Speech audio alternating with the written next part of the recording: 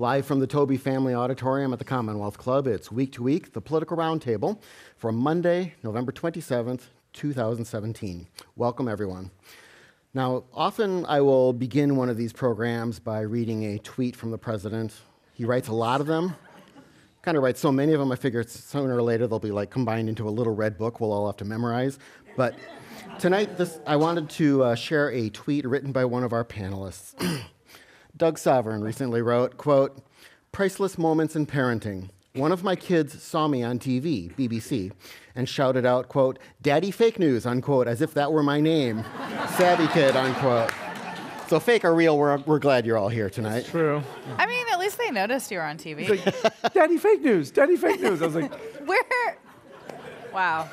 I did dress as fake news for Halloween, so that's what put it in his mind, I think. Very good. Well, I'm John Zipper, your host for Week to Week and the Commonwealth Club's Vice President of Media and Editorial. And on today's program, we are going to discuss the latest harassment claims that are still roiling the political establishment, speculation that the former National Security Advisor is cooperating with Robert Mueller's investigation, the congressional tax bill, Janet Napolitano and the UC, the president's Twitter feud with a father, and other political news, and of course we'll end the evening with our live news quiz. As always, I note that the Commonwealth Club features folks with a wide range of views, so any opinions expressed up here are those solely of the speakers and not of the Commonwealth Club. So let's meet our panelists for tonight. I'm going to start on the far end of the stage with Dan Schnur. He's the director for the Los Angeles region of the American Jewish Committee. He's the former chairman of California's Fair Political Practices Commission, and he's on Twitter at Dan Schnur. So welcome, Dan. Next to him is Marisa Lagos, She's a reporter for California Politics and Government at KQED. She's on Twitter at mlagos. So welcome back. Next to me is Doug Sovern, AKA Daddy Fake News. He's a reporter for KCBS, and he's on Twitter at Sovern Nation. So thank you. I think I need to get a mug that says Daddy fake news. Yes, best Daddy Fake News of all. Please use the question cards that are spread throughout the room. Write down some questions. They'll be brought up to me, and I will ask as many as I can during the hour today. So on to our roundtable. Now, just earlier today, California Democratic Assemblyman Raul Bocanegra of Los Angeles resigned in the face of allegations of sexual misconduct. He originally was going to resign effective next September, yeah. right? Today he made it effective immediately. Now, there are new allegations of sexual misconduct pretty much on a daily basis these days. No need to even joke. Democrats Al Franken, John Conyers, Raul Bocanegra, Tony Mendoza. Republicans, George Herbert Walker Bush, Roy Moore, Donald Trump, Wesley Goodman, Don Shooter, and others are all reacting to allegations of sexual misconduct. So this is a political roundtable, so we're not even going to get into the Charlie Roses and the Kevin Spaceys, et cetera, et cetera, and et cetera, people who are in other industries.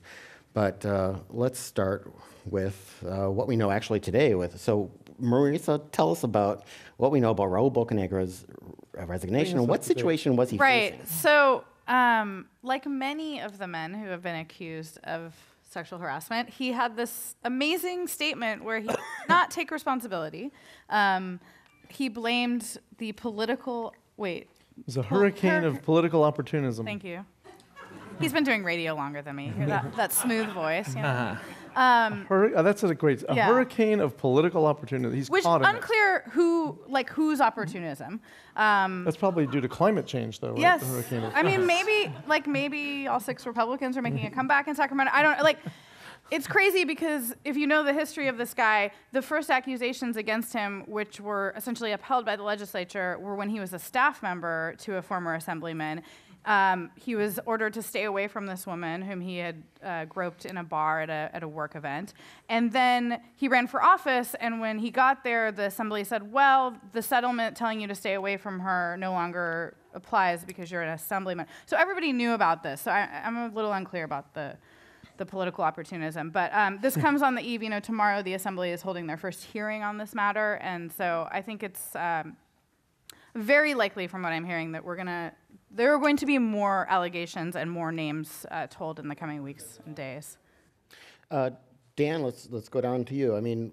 What we've been seeing, okay, so the Democratic-dominated California legislature is about as bad at handling these issues as the Republican-dominated Congress in Washington. I mean, there are lots of folks who are complaining that this stuff is, hushed up. People are paid off. The system is set up to protect the accused and not the accusers. Is there anything that's going to change this? I don't mean to sound that as like, the naive, oh, why can't this be fixed? But I mean, are there any forces in Sacramento, for example, who are doing anything or can do anything? This one feels different. And I teach both at the University of Southern California at UC Berkeley. And as it happens, my class at USC this semester is made up predominantly of young women. And so after the Harvey Weinstein matter broke in the news, we talked about it in class. And what struck me more than anything else is how discouraged these young women were, 19, 20, 21 years old. Said, nothing's going to change. We've seen this before. It's just going to go away, and then it'll be back to normal. Last Tuesday in class, we talked about it again. Because, of course, in the month or so since Weinstein, as you mentioned, Charlie Rose, Kevin Spacey, all the political figures we've been talking about, I asked him the question again, and I'll defer to a 19 or 20-year-old young woman on this because this is her life and her future in a way that I can't hope to understand. And they felt differently. They felt in a way that they didn't 1 month ago, that there was a real prospect for change, that given the sheer numbers of those coming forward, given the technology which provided a platform that didn't exist in the days of Anita Hill, they were much, much more encouraged than they'd been even 4, 5, 6 weeks ago. Now, toward Maurice's point, I will say I'm relieved that there are 120 members of the California State Legislature, of whom approximately 100 are men. And so I'm just relieved that the 2 who've been involved in this kind of horrendous activity have now been found out, and now we're done with this and we can move on, because of course. But that's the point, right? Yeah. Is like the structural issue. Exactly right. And I would say that if there was ever, to put this in a political context, and then I hope we can go back to the broader societal and cultural matter context, because it's a more important one. But from a sheer political standpoint, I remember, as do many of you, that 1992 was the year of the woman in the aftermath of the Clarence Thomas, Anita Hill hearings. I will suggest to you that 2018 will make 1992 look like an old boys club by comparison, and with the possible and puzzling exception of the California governor's race, I suspect you will see an influx of female candidates and challengers of both parties at all levels of government, the likes of which we have never seen before in American politics. And while it is horrific, it is horrendous, it's unforgivable that we have to go through this kind of societal trauma in order to get there, if there is a silver lining that comes out of all this horror, it is that finally and belatedly we will begin to take overdue and necessary steps toward gender balance in the ranks of our elected officials. And I think what's been agreed upon, whether in Hollywood, whether in Washington, whether in the restaurant industry or in high tech, is that when women rise to positions of power in too significant numbers, that's when you begin to see these problems being addressed in a satisfactory way. And I think 2018 will be remembered for many, many years as the year that landmark progress was made on this front. Well, it's like, I mean, go ahead, clap for him. Bold. Yeah, I like his positive prediction. I also want to say that, within politics, part of the problem has been in Hollywood, I think it's a little more nebulous. It's the power and casting couch. Yeah, but in politics, it's pretty clear. In U.S. Congress, if you are to accuse somebody of sexual harassment, a sitting member, you have to undergo a 30-day waiting period. You have to undergo another 30 days of mediation.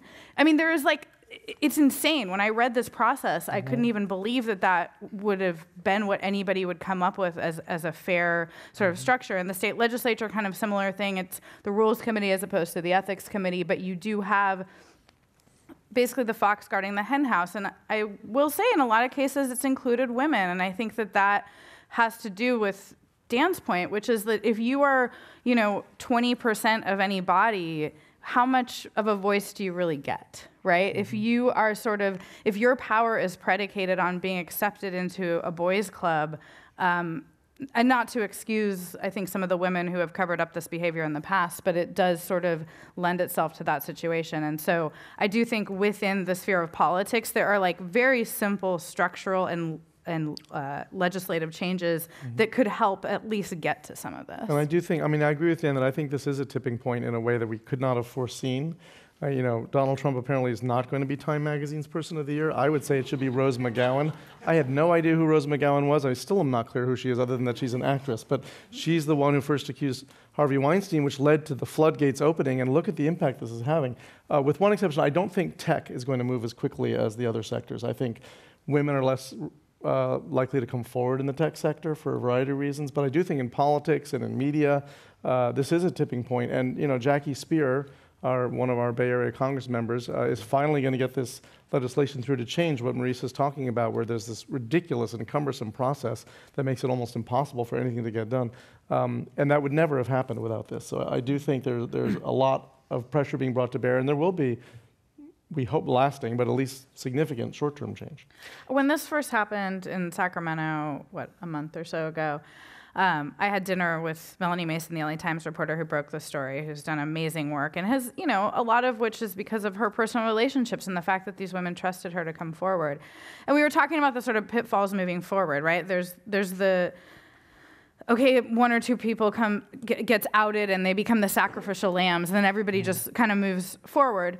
On the other side of that, fine, we talk about these structural changes and we have these lawyers come in and do these reviews, but nobody who's actually been accused of anything, gets out. And so far it seems like, in a good way, both of those things are happening. I think that's going to, again, depend on the leadership in the state legislature, and we're going to have a new president pro tem of the Senate pretty soon, because Kevin De Leon is running against Dianne Feinstein, so I think we'll be hearing more about these issues in that race.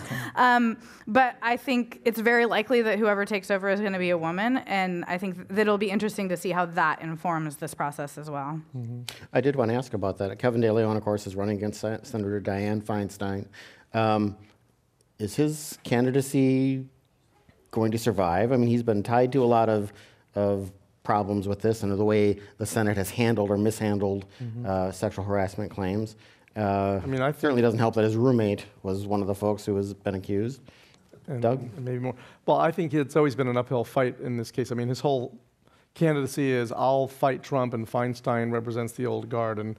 And certainly, I was there. I think you were there too when she said she still hopes Trump can be a good president. I think you were there. Scott was there. Oh, Scott was there. At the Commonwealth Club. Yeah. Yeah, it was at the Commonwealth Club. And there was this gasp in the room, and there were boos. And it said, I think we should give him time. He still could become whoa. And that's not what a lot of people in California Democratic circles want to hear. And that's really the entire platform De Leon is running on. So there's a little bit of legs for that. But yes, when you're a man who presided over this body that now turns out to have some problems in handling one of the hot issues of the day, and you're running against a woman, that makes your climb a little steeper than it would have been to begin with. So if his candidacy had legs, he's sort of running in wet cement at the moment, I think. And let's not forget she was elected in the 1992 Year of the Woman. Well, someone from the audience asks, why are sexual harassment settlements in Congress paid by public funds? Can that be stopped? I was kind of surprised when I read one of those, but... Yeah, same law that requires mediation between the accused and the accuser. That was a 1995 law, I believe. Yes, and worse than mediation and worse than the use of public funds, of course, is the pressure for the individual to sign a non-disclosure agreement. And to me, the most unfortunate of many unfortunate exchanges over the last couple of weeks has been Congressman Conyers making assertions that he knows that his accuser is legally prohibited from rebutting. I suspect under the leadership of Representative Spear and Representative Comstock, a bipartisan team in the House of Representatives, you'll see a dramatic overhaul of these rules going forward. Doug, I think you're right about Silicon Valley, and it's a longer conversation. I would make you this prediction, though. After Hollywood, after politics, I'd mention the restaurant industry, which is probably the most horrendous example of this kind of behavior for anyone who's ever worked, or anyone who, if you care about anyone who's worked in a restaurant. Wall Street is coming next, and that's going to be particularly ugly. But to the point about not just De Leon, but the male candidates for state office, this is really puzzling to me. This will, next year will be the year of the woman in American politics, as I mentioned earlier. But it's puzzling to me. If I were still running campaigns as I did a trillion years ago, I would be telling male candidates that if there was ever a time for you to show moral outrage towards, it ought to be towards something that is this morally outrageous. And De Leon, who, if all of you remember, much more than Jerry Brown, much more than Javier Becerra, much more than Anthony Rendon, much more than any other California politician, was the first one post-election 1 year ago to really go at President-elect Trump and go at him hard. That's true. On environmental issues, on immigration issues, on a number of others. Watching him and watching Gavin Newsom and watching Antonio Villaraigosa and watching John Chung all saying the right things, but without the kind of outrage that I would want in my leaders. And that's not me saying that I wouldn't vote for any of them. That's a conversation for another day. But it is puzzling to me that politicians of both genders in this state are not voicing the kind of outrage that so many of us are feeling. So I wonder how much that might help Delaney Easton, the only woman in the race for governor, who stood out a bit at the first couple debates, forums, I guess they weren't technically debates, because she was feisty and impassioned, and she But was the didn't only bring woman. this up at Well, that this was debate. before, but no, at the one right after this all broke in Orange County. But wasn't it just the Harvey Weinstein at that point? Had anything else happened? John, can I say something totally unfair and subjective? I love it. Go for it. Okay, It wasn't quite the issue it is there is an now. opportunity for a female political leader to take advantage of this moment. It's not Delaney Easton. Yeah.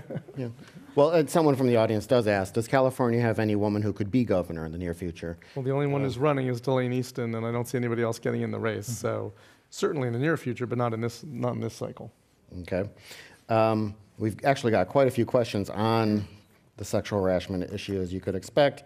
Actually, there are a couple of them. I'm going to merge them because they're kind of similar, and that is people dealing with some changing definitions of harassment, sometimes broader, sometimes narrower, and HR departments are kind of like running to catch up to this in some cases. Do we expect any official, whether it's legal or even just internal to the way the Sacramento or Washington handles their issues of sexual harassment and how they define it and show any leadership on it? I mean, again, part of the problem here is the structure, right? There's not like an HR department in the legislature or Congress the way there is at most offices you might work at. I think there's also just a straight up cultural problem, twofold really. One is that a lot of politics involves drinking and situations that are not sort of office friendly, where you have— I'll drink to that. Yeah. Sometimes with responsibility. I downed mine before we got up here, so. But, so you have these situations where you have people within positions of power, lawmakers and staffers at these events with lobbyists and consultants and other people. And I think that, not that drinking excuses sexual harassment, because I think we all know we can all drink and not sexually harass Only when it's people. Kevin Spacey, then it's Then it's okay. But there's that part of it. And then there's this thing I sort of alluded to before, which is I think that there has been a protection of the institution that is sort of culturally passed down from members to other members that, again, has included women doing the same thing. And so, the Assembly and the Senate in California, for example, are taking a slightly different tacks. The Assembly— they both sort of hired outside consultants and they're doing reviews and they want to talk about their processes. But, I would argue that some of this goes well beyond any of these institutions. It's to our culture and the fact that, we're talking about, on the very far end of the spectrum, people who are absolute sexual predators and rapists and assaulters. And then there's the guys who just, use I think, what is part of our culture to approach women in certain ways, to talk to women in certain ways. And I think that until, you have to call out the people on the far end of the spectrum, but you also, and I think that this is one thing that I'm really heartened by, is that I think women are feeling more emboldened to stand up for each other in those situations that maybe aren't worth taking to HR, so to speak. You're getting at something someone in the audience asked, which is, how can we make those differentiations between George Herbert Walker Bush doing something he shouldn't do, but quite different from Roy Moore allegedly, Molesting children. There are many shades along the spectrum, but I have to say just a couple things. One, first of all, back to policies. I've been at CBS for 27 years, and I cannot tell you how many mandatory sexual harassment trainings I've had to undergo. Did they work? We'll discuss it later. We should point out that you and all employees had to go to this. This is not just for you. But we have had to do this. Just me. It's called the sovereign. No, I mean, at least once a year, I'm sure we have to go through these modules. And everyone I know who works in any kind of corporate setting or university setting has to. And I was astounded to discover that there's no such mandatory training for Congress, for the Senate or the House. And when they were proposing, I was like, wait, are you kidding? They don't have to do this? We do? Yeah. And anyone who works in an office has to undergo these trainings. And I can guarantee you, if I ever did do anything wrong, CBS would not be paying my settlements. So that one blew me away, too. But other than that, when I hear every one of these cases, I think, what is this guy thinking? I mean, maybe I'm enlightened because I have a lot of sisters. I don't know. but to come out of a shower naked, right? That's not the sexual predator model you're talking about. But some of these things these guys do, and I think, does he really think? Oh, I thought it was a mutual interest. I was like, it's are a you power kidding? play. I'm blown away by a lot of what I hear. It is a power play, and Some of it is power. And a lot of it is power. And Harvey Weinstein and Roy Moore and Bill Clinton and Donald Trump and Kobe Bryant and Tiger Woods all come from the same place, which is I have achieved a level of success in society, which means that the rules no longer apply to me. And Louis C.K. So therefore, I'm no longer going to abide by them. Marisa, I take your point and push it a step further.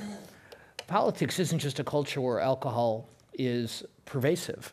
And I say this, by the way, before anybody else brings it up. I should say this, I bring this up as someone who not once but twice was stopped for DUI as a young Capitol staffer in the 1990s. And I quit drinking 23 years ago because in that culture I didn't think there was room for the kind of gray area which ought to exist. But it's not just alcohol. It's a lot of alcohol in an environment where lots of people are hundreds or thousands of miles away from their spouses. When they're working late nights with people whose livelihoods depend on their favor. Yeah. If you are an elected member of Congress or a state legislature, whether it's a staff member, whether it's a lobbyist, whether it's someone working for a trade association, the currency of the realm in Sacramento and Washington, and Marisa alluded to it earlier in a different context, is personal relationships and personal connections. And not just a generation, but generations of young people grew up in Washington, in Sacramento, in Madison, in Austin, in Charlottesville, and any number of other state capitals, thinking that one of the ways that you developed those relationships was not by giving in to full-on sexual assault, but in the gray area when someone propositions you who might be able to help you professionally, not as a quid pro quo, but because you have a stronger and better relationship. The alcohol, the distance, and the power relationships leads to a situation like we're seeing now. And the one thing I would add on top of that, and Marisa alluded to this earlier as well, gets to the self-protective tendency of any powerful institution. When I first got to Sacramento, a long, long time ago in a galaxy far, far away, the first task I was assigned to work on was reapportionment, redistricting. And it was commonly understood that legislators of both parties drew district lines to protect themselves and each other from competition. And both parties went along with this because it offered a level of mutual protection for both sides. That same instinct towards self-preservation and self-protection that facilitates an easy reelection is the same instinct that leads to the kind of situation that we've been discussing. It's interesting. What you're saying reminds me, back in the 90s, there were a number of intern scandals in the U.S. Congress. You might remember some of them, Mark Foley and others. A friend of mine at the time was a reporter with the New Republic magazine, which is a Washington-based political journal. And I remember talking to him at the time, and he was just like, this is not surprising. You have these interns here. The interns are away from home. They're young. The congressional female interns wore short skirts, which must have been a dress code made by men. And also to what you were just saying, Dan, and here are a bunch of congressmen who are away from their spouses for a long time. They're living as roommates with other congress people. Which is like a whole issue. Yeah, it was just kind of like a whole system Yeah. set up to be a mess. Yeah, I mean, Asking for trouble. I've spoken about this on KQED recently. I mean, I've had my own situations when I went up to Sacramento the first time around 2009. You're away from home and you are trying to build these relationships, and so it's not unusual to have a drink with somebody, right? Does get unusual when that person who has children and a wife at home is texting you late at night telling you to come over to basically their frat house with other members and staffers. And I am glad that I had enough sort of Wherewithal. poise, as a 20-something-year-old woman to say, that doesn't sound like the best idea, even though I might get a story out of it. And then you stop to think. So just to be clear, I told on this member to the Speaker's office, which I felt like was the best recourse in that situation because it didn't seem like enough to write a story about, for example. But also, let's think about this. You are a married elected official hitting on somebody with a megaphone. Like, what's happening to the young women who are interns or staffers or lobbyists and don't have the protection that I did when apparently didn't even have that much protection? So I think that this is obviously something that goes well beyond all of the names that have been said. And when you name that list, I had even missed some because I apparently went off Twitter for a day or two. a day. The Yeah, list is it's big, insane. and we are certainly talking mostly about men harassing women. Certainly, lots of men harassing men, and those cases are starting to come out too. And they're saying, they've been emboldened to speak out finally, because of what the women have done with the hashtag #MeToo. And this is obviously a conversation about politics, but it is worth remembering that politics doesn't happen in a vacuum. And politics isn't just a reflection of society, it's an exaggeration of it. And we've talked about a few other sectors, but as someone who's worked in higher education for many, many years, there's a conversation to be had. Sure. And it is tempting and in many cases appropriate to vilify the elected officials who abuse their public trust by behaving in this manner. But it is worth remembering that this is a cultural and a social dynamic of which politics is only one small part. Absolutely. Look at UC Berkeley, how many cases they've had. Yeah. We've got a lot more to talk about tonight, but So that was just fun. Yeah, before we leave Let's that, bring everybody down. All politicians are drunk gropers. We've established Let's that. move on. Let's move on. Yeah. well, we haven't really even talked about Roy Moore. Now, we talked about it at the last program, but what I wanted to get to is something, in fact, someone in the audience raised this as well, which is, would all those Republicans who are supporting Roy Moore, and there are lots who are not, but are there all those who are supporting him or not criticizing him, if he was not desperately needed for this GOP tax bill, would they walk away from him, or do you think they're actually, are There are a many lot of people people. with no I mean, trouble with? I have some relatives from Alabama, believe it or not, and we don't talk about them a lot. But there are a lot of people in Alabama who say, "Well, I don't like what he did, and it bothers me, but I'm voting for the Republican," or "I'm a Republican, I can't vote for the Democrat." Yeah. And some of them are just not going to vote. They can't bring themselves to vote for Doug Jones, the Democrat, but they're either going to vote Republican or they're not going to vote. They just can't. I mean, party is that much more important. I was having a conversation with one of them recently, and I said, so you always put party over person. You don't ever look at which is the Right. better person and, well, but I agree with his policies. What are his policies? And which of them do you think are going to benefit you? And which, people don't want to have that conversation. They don't understand it. They don't want to listen to reason. It depends on the person, of course. But there are a lot of people for whom this is a straight party issue, and they're voting for the Republican. Well, he I has have- very I well have to thought out. say, Go ahead, Dan. Just to offer a contrary viewpoint, and once again, in the interest of self-disclosure, I used to be a Republican, but I am a He's a recovering.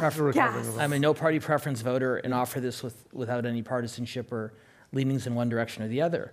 What I find remarkable is how many Republicans in the United States Senate have resisted that impulse.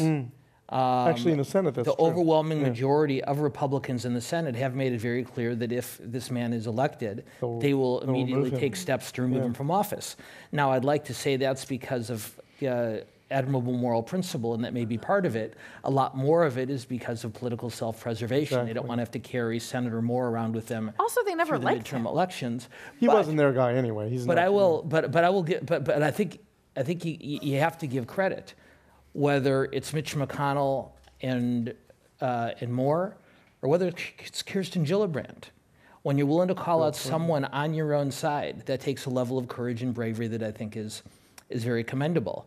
And when Donald Trump makes excuses for Moore, and when Nancy Pelosi stumbles around trying to explain why John Conyers wasn't all that bad, after all, I understand that they're facing political imperatives. But for people like McConnell and Gillibrand, I think they are deserving of our admiration, regardless of where you come down politically. Yeah, and I just got to say that I think both parties need to take a good hard look in the mirror and think about not one tax bill or even 2020, but what this says about them and this bizarre tribalism that has sort of overcome us, that you would think that just because somebody has a D or an R next to their name that gives more moral weight to whether they've been accused of a sexual crime. I mean, I was really disappointed to hear what Minority Leader Pelosi said on Sunday, and I know that today she came out and said she's spoken to one of the women and she believes her, but to me that's a little too late, and I think it's really it's something that neither side, they're happy to sort of throw the bombs at the other side, and they don't want to deal with, and I don't think either side has the moral high ground on this one. Okay. Well, on that note, because I'm sure this will never be a news story again, let's just move on. I wanted to talk a bit about Janet Napolitano, the president of the University of California. The East Bay Times and the Mercury News recently editorialized that she should be fired. There have been controversies over $175 million secret fund, slush fund, whatever you want to call it. Slush fund's more Slush fun fund, okay. As well as allegations that two of her top aides had interfered with a state audit. So, just boldly, do you think she should be fired? Or if you don't want to give your personal opinion, do you think that's in the realm of what might happen to her? It's in the realm. Let's see. She's been there, maybe 5 years now? Do we know how many years has she been there? Does anybody know? Sounds. That's been, university presidents you're often under a lot of fire, and their tenures are a lot shorter than they used to be. She's had more than her share of controversy. She's sort of toughing it out and doesn't seem like the kind of person inclined to admit wrongdoing or resign, but things can reach a point where that pressure becomes too great. I mean, I wouldn't be surprised if at some point she finds some way to conveniently step aside, but I don't see it yet. What do you think, Dan? Should your boss be fired? You mean my boss's boss's Yes, boss's yes. She's boss? only her adjunct boss. There's two separate scandals here, and I think it's important to separate them out. The first is morally reprehensible: the use of taxpayer money, not so that young people can attend college without incurring a lifetime of debt, but being used for a series of appallingly lavish purchases. Morally inexcusable, but not illegal. So I think what Napolitano did on that spending spree, unhappily, is not unique to higher education. It's wrong, but it's not illegal, and it leads to some bad, unflattering stories, but that's about it. The more recent problem, I think, is a much more serious one. And this is, if not Napolitano herself, her two top advisors intentionally and aggressively suppressing an investigation into the University of California, contacting campus chancellors and high-ranking executives, threatening them and bullying them to withhold information from a state of California investigation. For that, Napoli does deserve to be fired. And if Lieutenant Governor Newsom becomes Governor Newsom, he's already made it clear that will be one of his first acts. I suspect as the campaign progresses over the next 11 and a half months, it's pretty clear that whoever replaces Jerry Brown and pays closer attention to these sort of things will want her gone. And then toward Doug's point, her only question is whether she leaves on her own before next November or is pushed out the door by the next governor after next year's election. I think that would be the timing of it, that, while I've been here however many years, it's time, but she'll make it look Spend more as good time as with my possible. family. Yes. Marisa, do you agree? Her days are numbered? Yeah, I mean, to me, it's just so stupid. Like, why would you do that? Why would you interfere with this?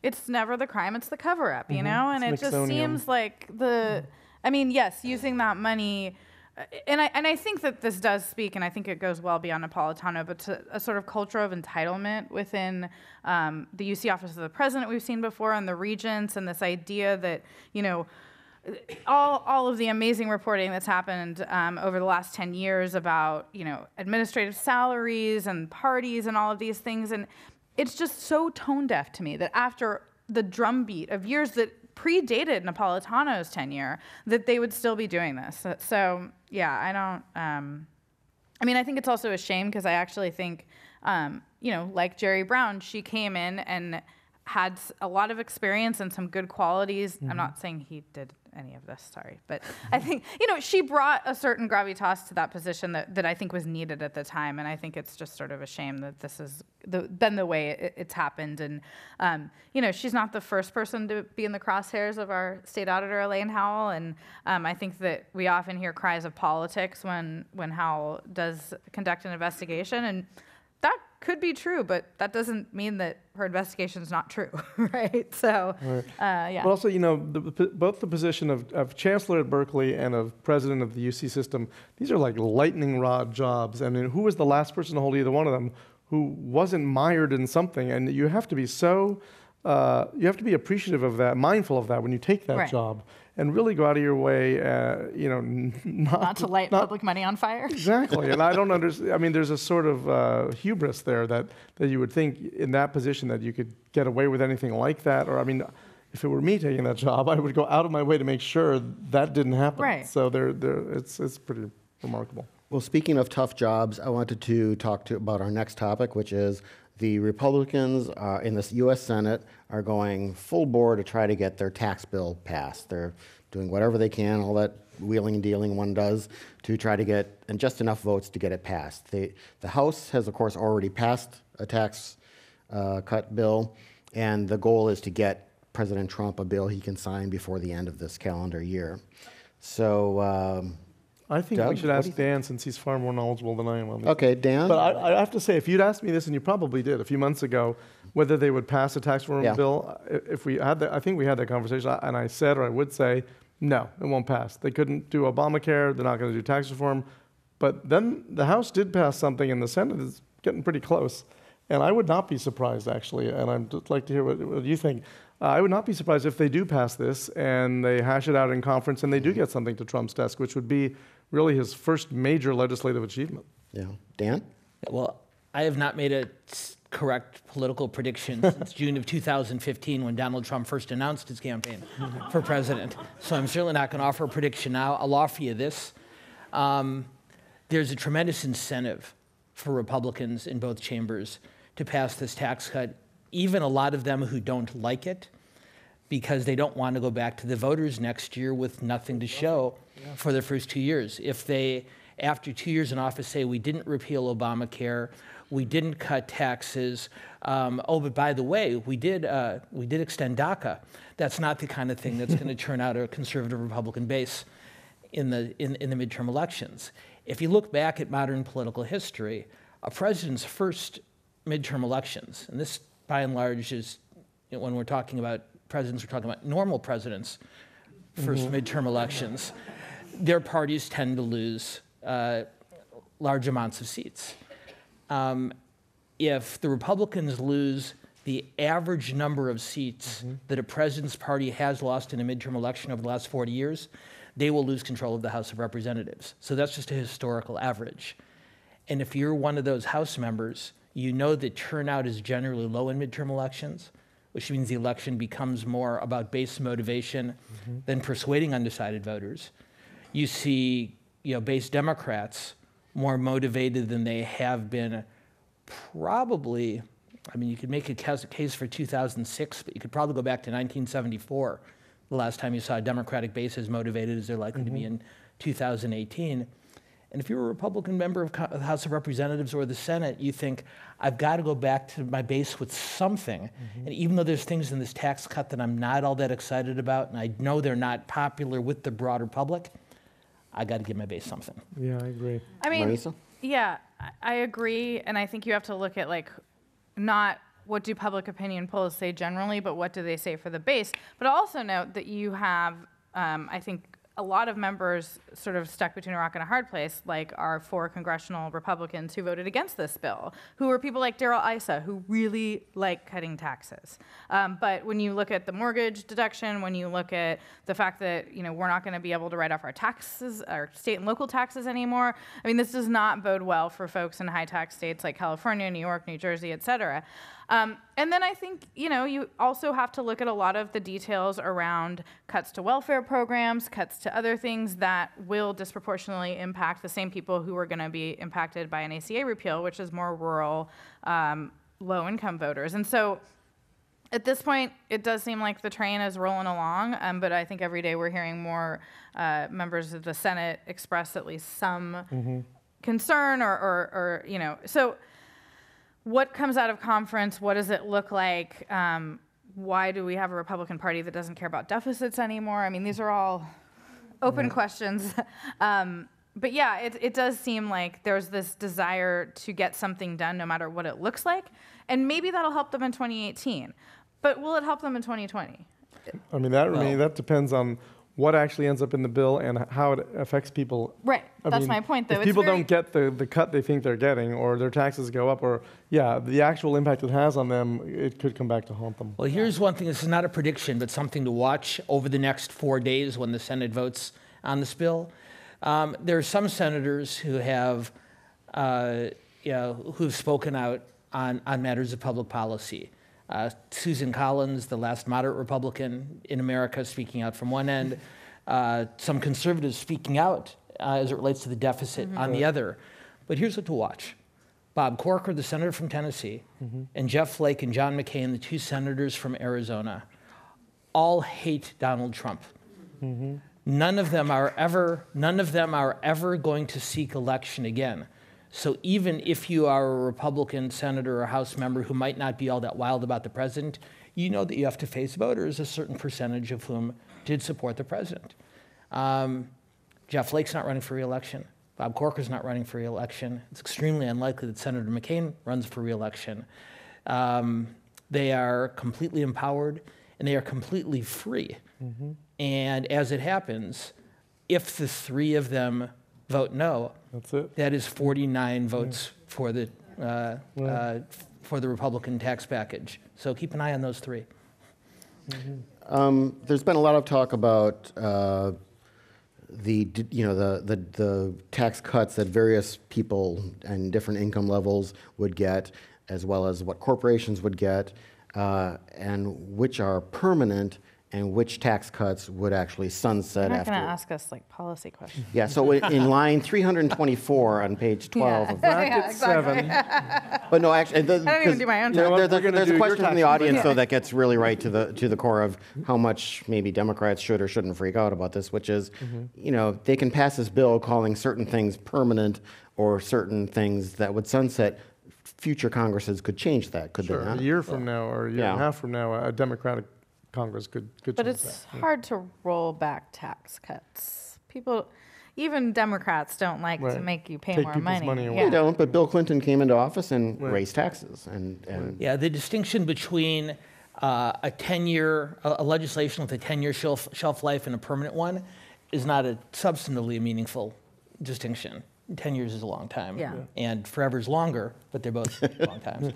And we don't know. I mean, I have sat down and tried to figure out whether this tax bill is good for me or not, and I can't. Because part of it is because we don't know for sure what's going to be in it.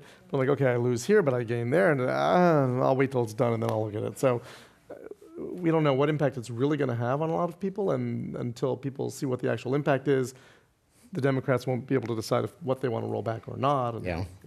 that's Okay. getting ahead of things, I think, a little bit. Well, let's move on to my favorite fun topic of the night, one of my favorite stories.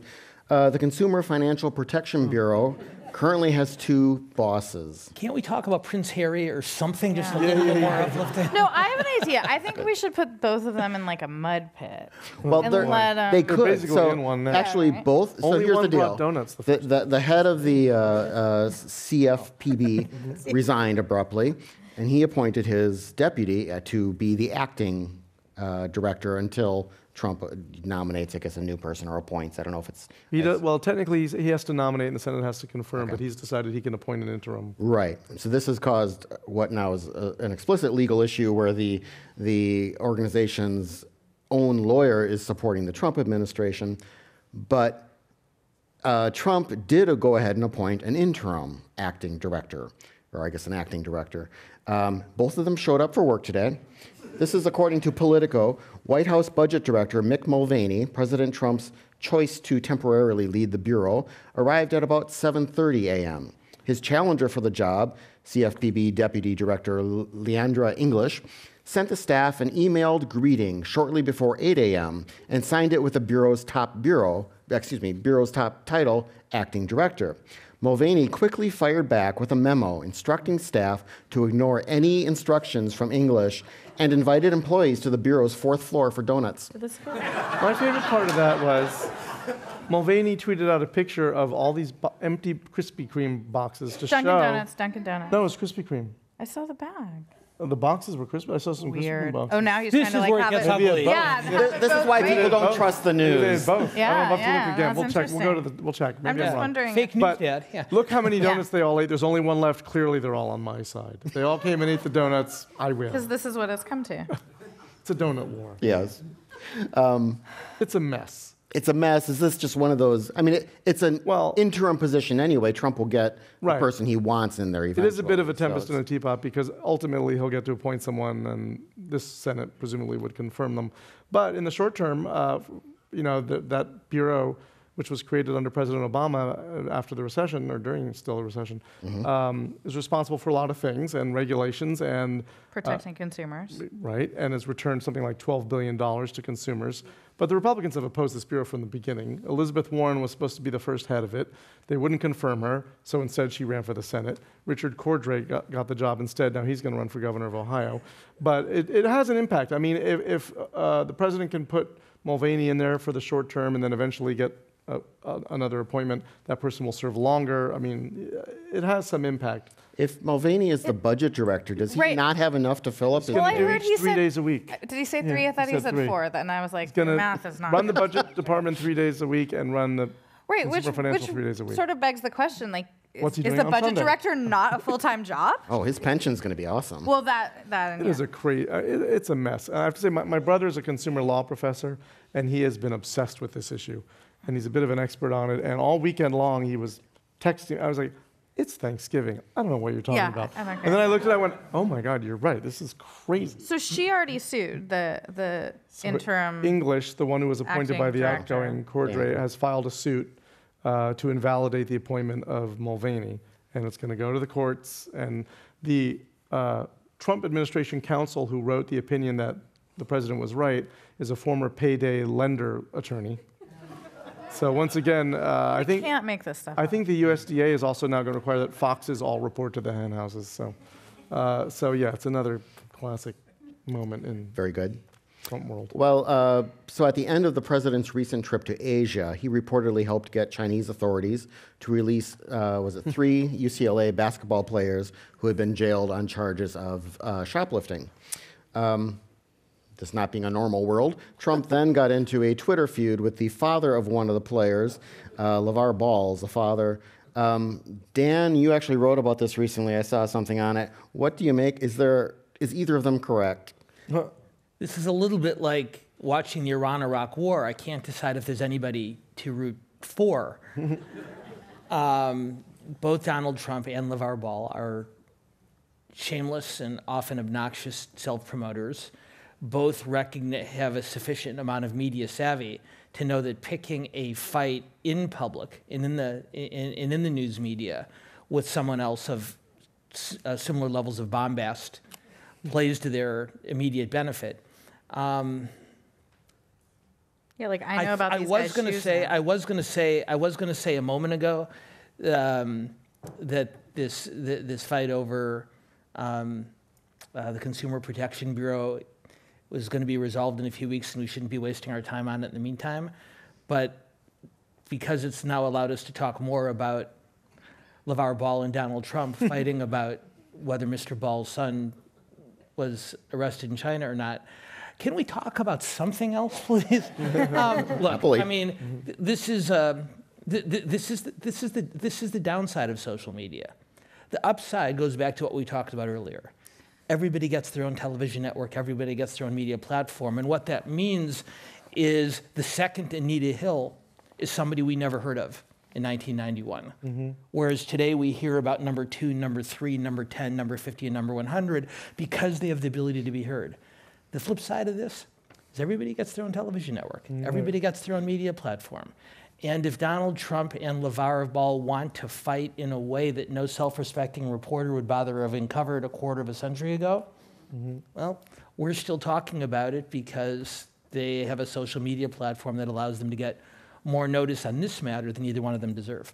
And it is true that people, some people react by saying, doesn't the president have something better to do than this? But those people aren't going to support him anyway. And the people who say, good, go after that guy, are the ones who are going to support him anyway. So it's sort of playing to the base. I don't know. I mean, LeVar, the dad I find it all is exhausting shameless and and awful, and now I know that he sells $500 shoes. I had never heard of him before this week, so I guess he wins. Yeah. But I do think that there's one thing that is worth noting here on a more substantive claim, which is he's a black man. Mm-hmm. And I do think that there is a racial element of this with Trump's attacks and the way he's gone after him and the basketball players. I don't think it's a coincidence that this is an African-American family that he's picking this fight with, and that there is... And his tweet, I felt it was racist. It referred to him as, what do you say, a poor man's Don King, but with no hair, because LeVar Ball is bald, essentially. Well, and what Trump... And you ungrateful fool. And I looked at that, that's like barely even a dog whistle. That's just, to me, was outright... And this is something that... that Trump has learned to the point where it's become simply instinctual for him. Right. When he gets into trouble, he picks a fight that will motivate his base.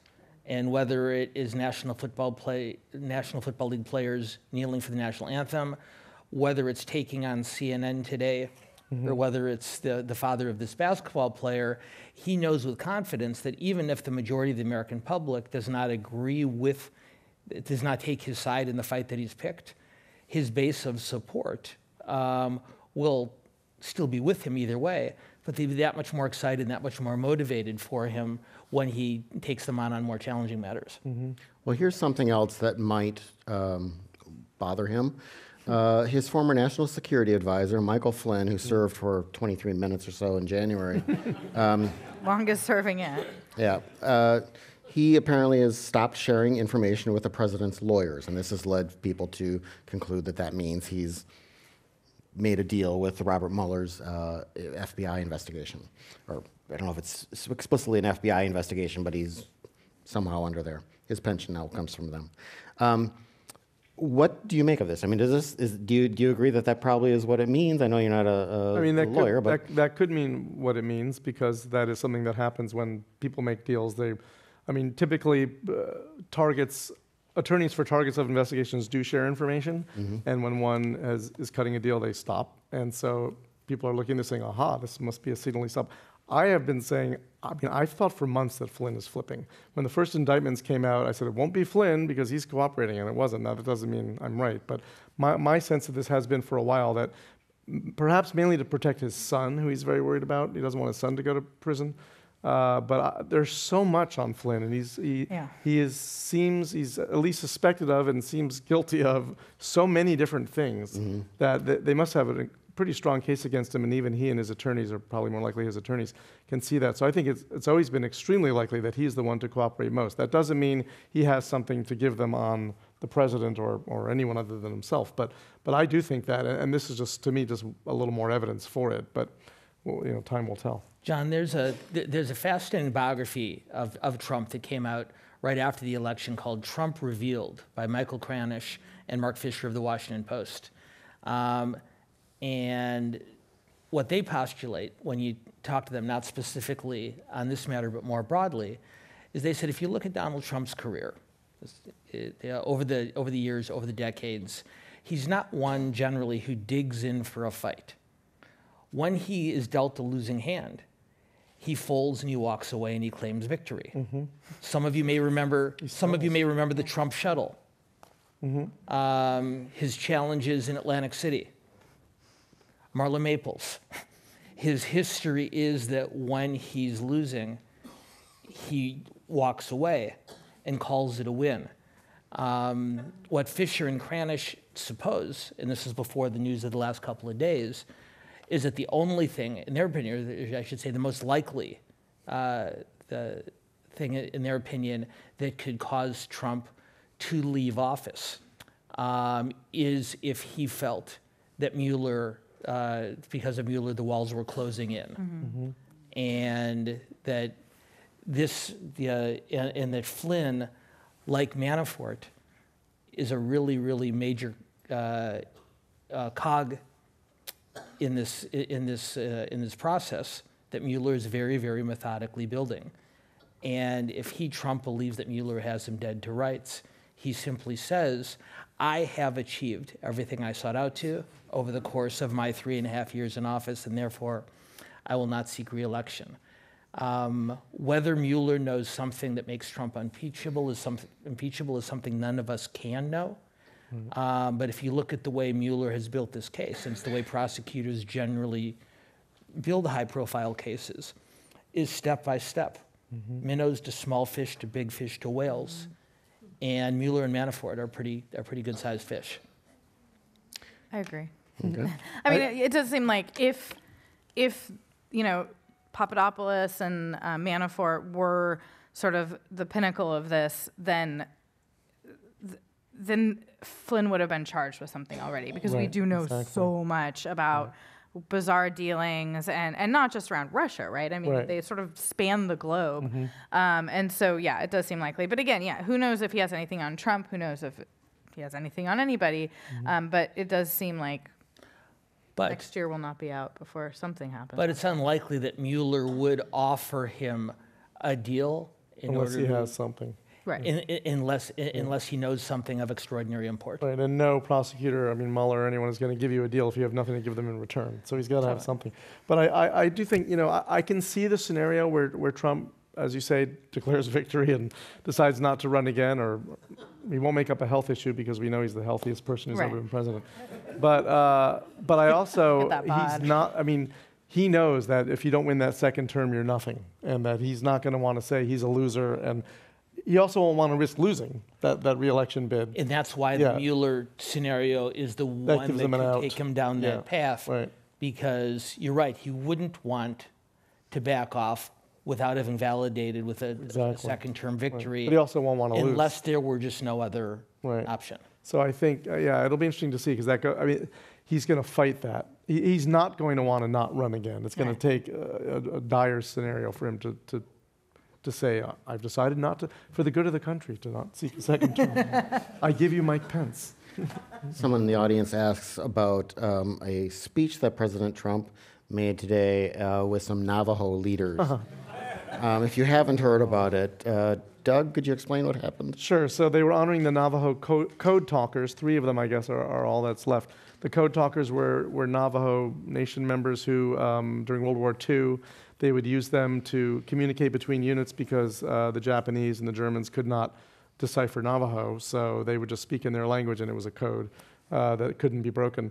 And I think there are 3 left surviving, and President Trump was honoring them at a ceremony that was supposed to be honoring this Native American group, and he stood there with them and said, "You were here long before any of us.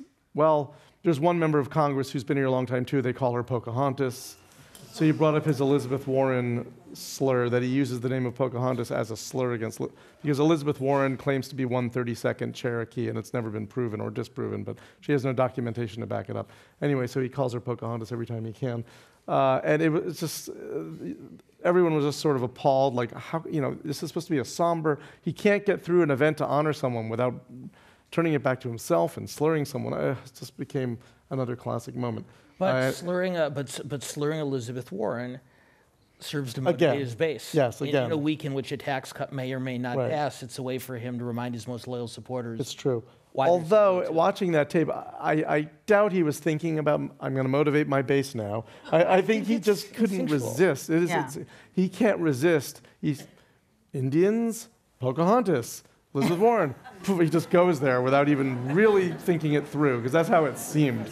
And These are just the moments when you like look up at the ticker on CNN on the newsroom and you're just like, what has happened? Like, yeah, that facepalm emoji, like that's just how I feel all day walking by the, like it's, But again, the people who are outraged over this and laughing, shaking their heads, are people who are going to take that view of pretty much everything he does. And anyone else, you go, so what? Big deal, Well, and I've got actually a couple questions here from folks in the audience who are saying, why doesn't the media talk about more substantive stuff? Why aren't you guys talking about, and they list a couple other topics, and, why are you talking about tweets? And it's like, well, those tweets are pretty much the most substantive things sometimes coming out of the White House. That actually is what the rest of the White House staff then has to follow and mold statements and policies around, because those are what he really thinks. He's a Twitter president. I mean, those are his pronouncements. Yeah. Well, let's separate out the mechanism of communicating with an audience in 140 characters from the content of that communications. If President Hillary Clinton or President Jeb Bush were sending out lots of tweets, we probably wouldn't be wringing our hands about it all that much. because they wouldn't be writing them. They would, and they'd be But- boring. Well, you don't know that because spelled correctly. Bill Clinton was the cable TV president, Ronald Reagan was the television president, Franklin Roosevelt was the radio president, and I'm sure there were naysayers at every step along the way saying how undignified, how inappropriate. And the people who said that were probably the political opponents of each of the people, of each of the presidents leading that breakthrough. I'm sure when the first town leader used the Gutenberg press in order to print flyers to hand out, they said how undignified for a leader in our Yeah, I in mean, our my community. problem isn't But- Twitter, it's but- the substance. It's what he says on Precise- Twitter. Precisely. In And fact, the I think we fact had a that couple tweets Which he would since we've say been up anyway. here. It's just a way for him to do it off the cuff in a very flip way and reach a lot of people at once. But where we started this little vignette was, why are you talking about tweets? Right. And you could have said in a previous era, why are you talking about fireside chats? Why are you talking about televised debates? Because that's what the technology allows in terms of communications platforms. The content, I think, is where we all... Right. Right. He Go on. governs by tweet. I mean, Yeah. this isn't us making hay of something that has no bearing on reality. I mean, often, as you said, he will tweet something that will actually contradict what his own administration said minutes before. And who are you going to believe? I mean, the President of the United States of America or a spokesperson at an agency, right? So it's frustrating. I tried turning off my tweet notifications from Donald Trump, and then I kept missing stories that I needed to cover. So now I just like take a deep breath in the morning, roll over, look at my phone, think, what Shake am your I going to head. deal with today? But it's true, and it is weird. We had Tamara Keith from NPR at KQED last week, and I was asking her, because, I mean, that's her whole job, is covering the president. And it's, I think, very difficult and sometimes frustrating because, again, every previous administration, party, it doesn't matter, had very, in most cases, but their message was message thought out, discipline. and it was discipline. I mean, we don't even need to get into, like, can you imagine how Obama would be attacked if he said, like, 1/10 or even said anything without the thought that Trump gives to it? But that's sort of just like politics 101. I mean, look at Sacramento. It's not as if these statements haven't been vetted by 45 people before they put out some meaningless, 2-sentence remark on a hearing that happened yesterday. And with Which, Trump, of course, if you bring this back full circle, is part of the key to the appeal of Right. both Donald Trump and Bernie Sanders when they ran for president last year, because they were, in the eyes of many of their supporters, genuine and authentic voices, as opposed. They tell it like it someone is. They're Right. unvarnished. They're not calculated. Exactly. Thank you, Doug Sovereign, Marisa Lagos, Dan Schnur, and all of you here today, everyone listening online and watching. $100 billion. Have a great week. Richest man in the world. Say what? Great questions. I could not get through half of these. There were so many. That was great.